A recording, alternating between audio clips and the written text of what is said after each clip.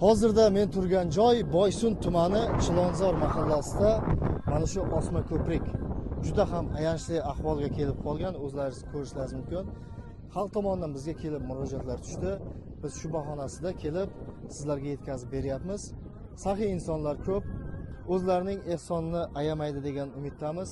Yosh bolalar hamda yosh kattalar juda qiynalishmoqda. Bundan 15 yillar ilgari mana shu ko'prikni Saxovat Besha hoji boboamizning yordami bilan qurilgan mana shu ko'prik. Bir eshonamiz o'tgan, vafot etib ketgan. Lekin mana shu odamning nomi ko'prikni qurmoqchi bo'lyapmiz. Qurilish materiallari yordam qilaman desa, sement yordam qilaman deyishi mumkin kimdir. Yana kimdir ko'prik qurilishiga nimadir hissa qo'shaman desa, kutamiz.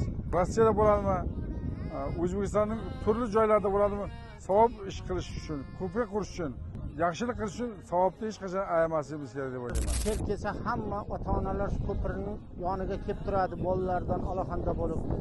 Uni O'zbekiston xalqi sizlardan iltimos, bizga shu ko'prik qurishimizga bir moddiy yordam berishlaringizni so'raymiz. Bizlar bozorlik qilishimiz, bir joyga yurishimiz, birga mehmon kelishi juda qiyin. Doimo ko'makdosh bo'lib yordam qilishlaringizni so'raymiz hammalaringizdan.